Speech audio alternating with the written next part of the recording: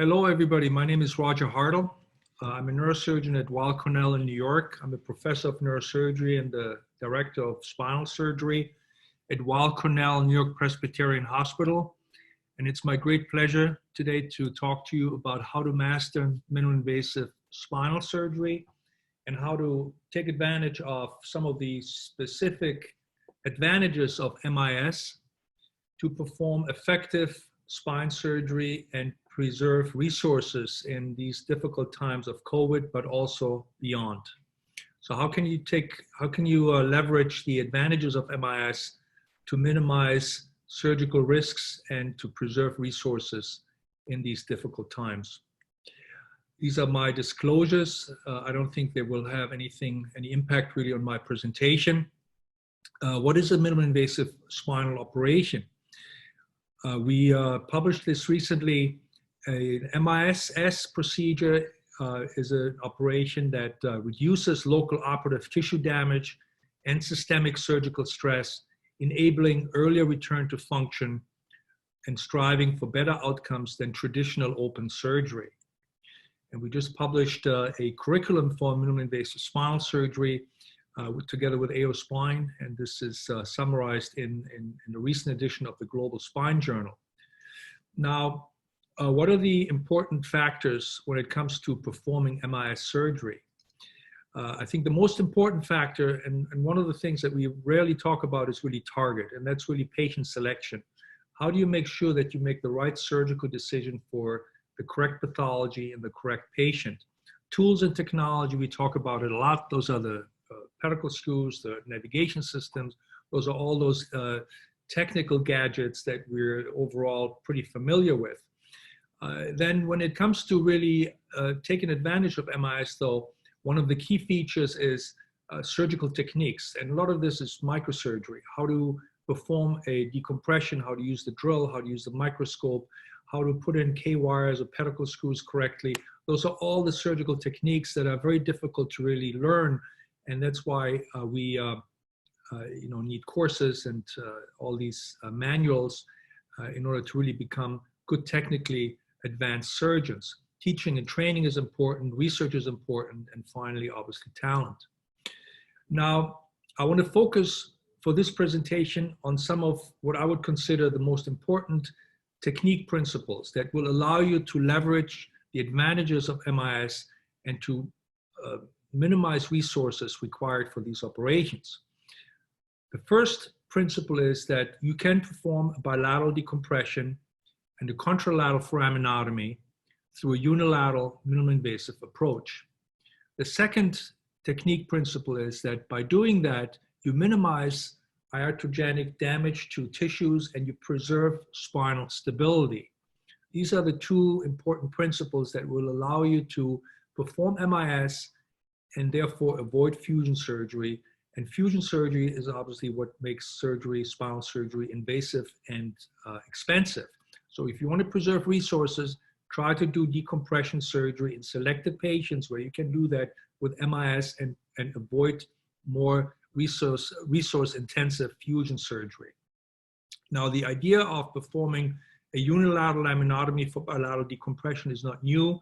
This was published in the 1990s, and this was actually done with open surgery.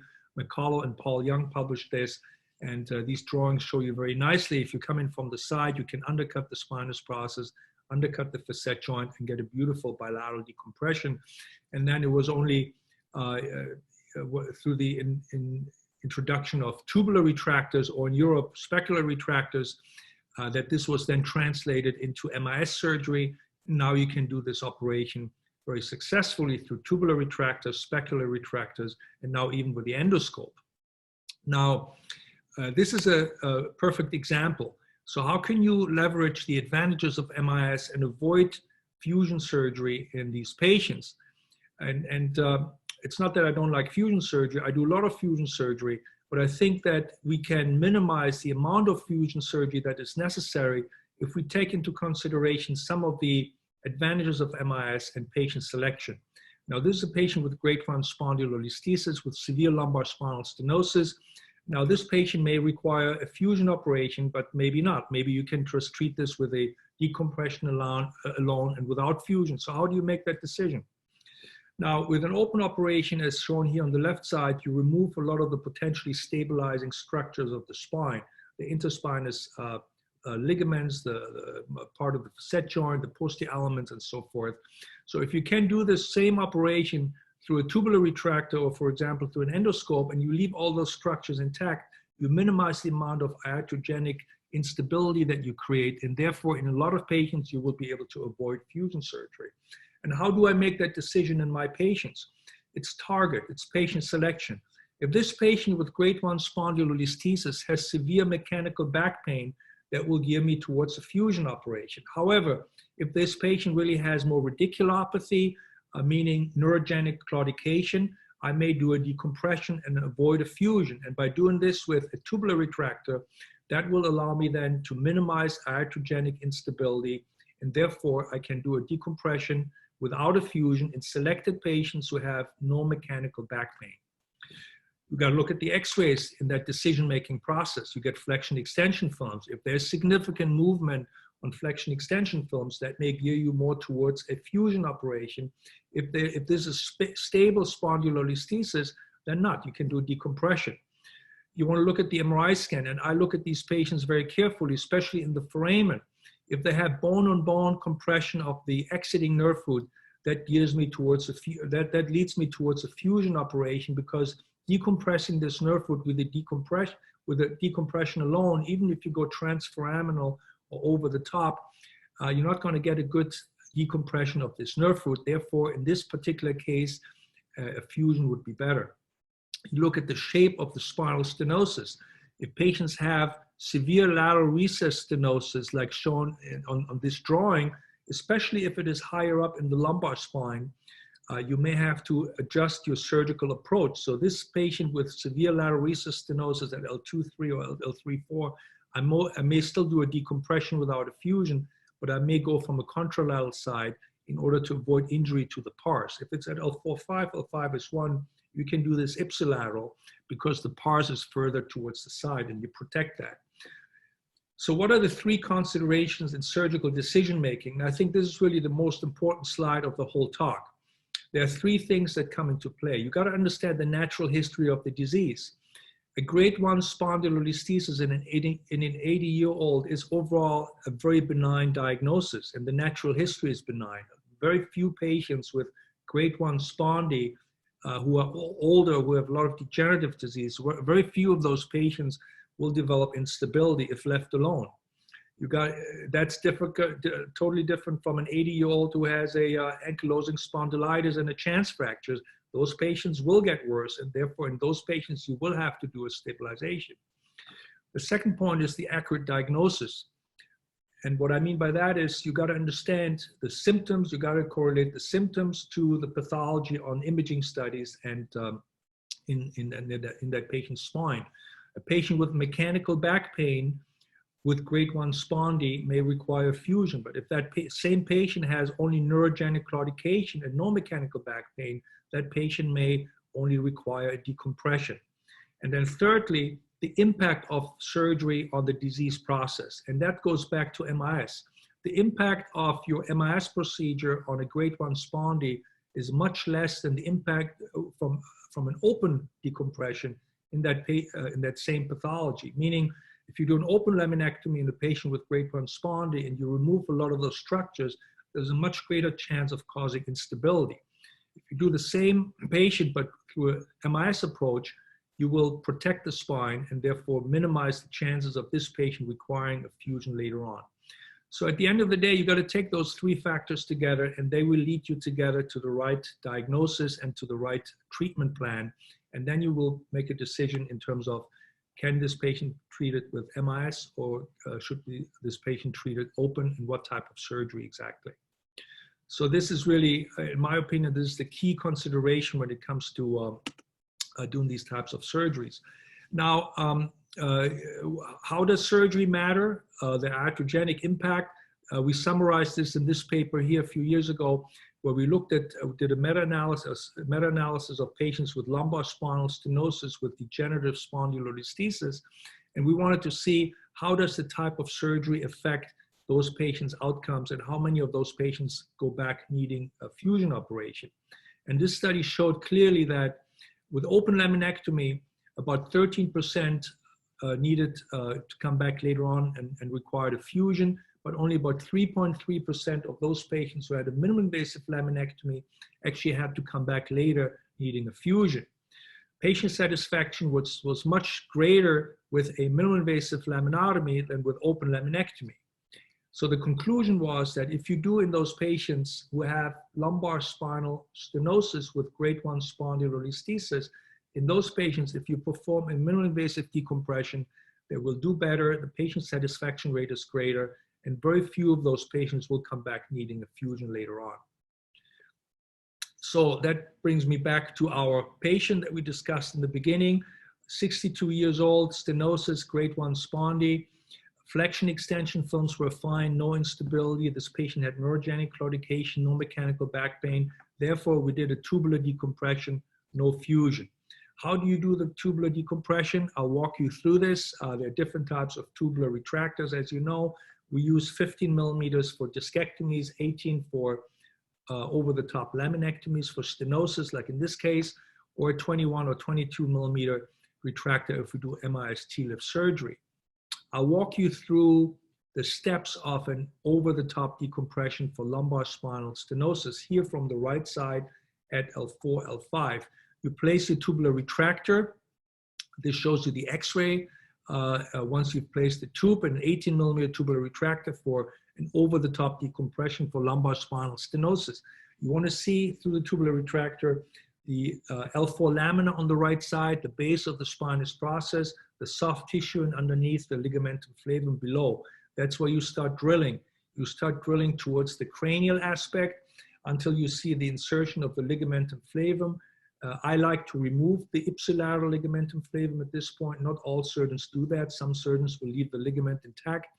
But the key portion then is really the over-the-top decompression. And that's what most surgeons, from what I can see, the residents, the fellows, struggle with. How do you get that angle to do safely to perform an over-the-top decompression, protecting the dura and not causing any problems with nerve injuries and CSF leaks? The key is to keep the contralateral ligamentum flavum intact, to be able to hold two instruments, to drill with one hand and protect the dura with your left hand with a suction, and then drill a trough lateral to the ligamentum flavum here safely and decompress over the top, the over-the-top decompression. There's even a movie about this. Now here is the decompression completed. You can see you get a beautiful decompression of the exiting contralateral L4 nerve root, the traversing contralateral L5 nerve root, the traversing ipsilateral L5 nerve root. The nerve root that you cannot really decompress, and you have to take that into consideration during surgical planning, is the ipsilateral exiting L4 nerve root. So if that is the goal, to decompress that nerve root, you have to change your surgical approach, but you know that beforehand. Now this is looking from ipsilateral towards contralateral, from at L4-5 looking towards the left lateral recess, the ligamentum flavum here. So we've exposed the base of the spinous process, that's the ligamentum flavum, and we separate with a ball tip the dura from the contralateral ligamentum flavum. So how do we then go to the next part of the procedure where we remove more bone and really get into the lateral recess on the contralateral side? And that's the key part where a lot of surgeons are struggling and people get nervous. You have to know how to use a drill with one hand, and that's why you have to practice that. And you have to be able to protect your dura with your left hand with the suction.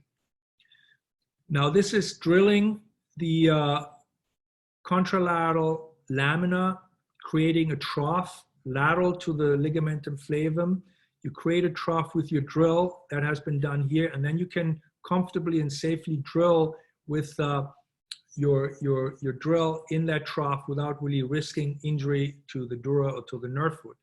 Once you've created that trough and once you've mobilized this ligament, then you go in with your Carrison rongeur and you remove the ligament and you completely decompress the contralateral recess, and then you can confirm and complete your decompression by going into the foramen contralateral and then towards the caudal L5 pedicle, and then you get a beautiful bilateral decompression.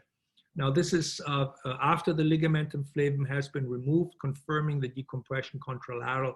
You can see here we have a beautiful exposure. And now at the end, I look ipsilateral as well to complete the decompression there as well. The key here is really, as is shown here, the key is moving the table away from you so you can get under the spinous process, get under the contralateral recess. And so you got to always, with these operations, you got to be comfortable moving your tubular retractor, angling the table, raising the bed, lowering the bed, and you're going to get used to that the more, obviously, you do that. You can do a cervical over-the-top decompression as well. And this is a case, an older patient where this patient developed a myelopathy. We did an over-the-top decompression at this particular level here through a tubular retractor. And so if you're careful, if you have a little bit more experience, you can do this in the cervical spine for 1, 2, or for 3 levels. This is in the cervical spine. You can see the over-the-top decompression there. So again, going back, so when can you do an MIS decompression instead of a fusion? And that's the key of saving resources. So patients don't have to go do not have to undergo fusion surgery. They can go home the same day. You're saving resources in these times now, but really going forward in general. Lumbar spinal stenosis patients with stable spondylolisthesis. I do an over-the-top tubular decompression. Patient goes home the same day. Intraforaminal soft pathology. Patient has a soft herniated disc in the foramen. You can do that if you're comfortable with the endoscope, you can do that with the endoscope, or you do an over-the-top decompression with a tubular retractor and remove that soft disc herniation. There's no need to remove the facet joint, no need to do a fusion. Lumbar stenosis adjacent to a level that requires fusion. A lot of patients present, for example, with L4-5 spondylolisthesis that may be unstable, but they also have severe lumbar stenosis at the level above at L3, L4. In those patients, I will do a decompression and fusion at L4-5, but then just a tubular over-the-top decompression at L3-4. Smaller operation saves resources, patients go home earlier, less pain, less blood loss, and so forth. And then finally, most synovial cysts in the lumbar spine. I will do a decompression, except if those patients have severe mechanical back pain or significant motion on flexion extension films. So MIS means minimally invasive surgery, but it can also mean minimal and measured instrumentation surgery. In my vocabulary, in my practice, that's what MIS translates to. And you can save resources. We wrote up a lot of our tips and tricks for this type of surgery in this particular paper, where we talk about how to use the drill, what type of tubular retractor to use, at what levels, how do you fix a CSF leak if you have a CSF leak, how do you treat synovial cysts. So this is a nice reference for those of you who are interested in really learning more about this. We wrote up our experience for a lot of these less invasive surgeries. We described the 1.5 TLIF. In this case, this patient needs a fusion at L4-5, but at L3-4, we do a tubular decompression, and these patients did very well. We wrote this up, and we also did biomechanical studies to show that doing a tubular decompression at a level above a fusion at the same time is biomechanically a sound and reasonable alternative to do a 2-level fusion. What about patients who have multi-level lumbar stenosis? Michael Meyer from Munich described this very beautifully. We do the slalom technique. So patient here has 3-level lumbar spinal stenosis. We go right, left in order to decompress this through separate incisions. We do this all the time, even in patients with 2-level lumbar stenosis. I make 1 incision on the right, 1 incision on the left side, depending on the exact anatomy of the stenosis. And finally, I want to give you some approach pearls in terms of tubology, over-the-top decompression. How do we choose the approach for this type of surgery?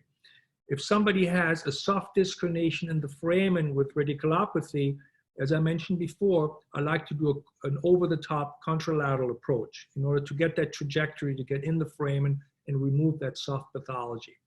If somebody has central stenosis with neurogenic claudication, for the right-handed surgeon, a right-handed approach is more favorable. For a left-handed surgeon, a left-handed approach, a left-sided approach is more favorable because most of your work as a right-handed surgeon, you come from the right side, you'll have to do with your right hand to remove that thickened ligamentum flavum. I'll do one incision for one level. I make multiple incisions for 2, 3, and 4 levels, and then I use the slalom technique and go back and forth. The other advantage is, and we wrote that up as well, if you do a slalom technique, you can have your assistant or fellow start working on the other side while you're doing your side. So it saves a little bit of time, and it's a good teaching experience for the fellow. Lateral recess stenosis. If it's higher up in the lumbar spine, I like to go contralateral because I preserve the facet joint and I minimize the injury to the pars. At L4-5, L5 is 1, I will go an ipsilateral. I will do an ipsilateral tubular approach. A unilateral disc herniation, posterolateral, obviously an ipsilateral approach. For synovial cysts in general, I prefer contralateral approach because you go from normal to abnormal anatomy. It minimizes the risk of a CSF leak, and you can preserve that facet joint and preserve stability in these patients. And that's how I can do this without having to do a fusion. So finally, again, think about the target. The most important thing is the right operation for the right patient. If you take these tips and tricks into consideration, you will be able to avoid fusion surgery and save resources in a lot of these patients. Tools, technology, obviously go to courses, read books, read papers, get familiar with tools and technology. Most importantly, train and hone your surgical techniques. And this can only be done in the operating room or with surgical simulation or at practical courses, cadaver courses, and so forth. Teaching and training, research, talent, those are all things that we didn't really discuss here, but are also very important. Finally, keep in mind, MIS translates into minimal and measured instrumentation surgery. If you use MIS correctly, you will be able to avoid unnecessary fusion surgery and preserve precious resources for your hospital and for society. So thank you so much for your attention. It was a great pleasure.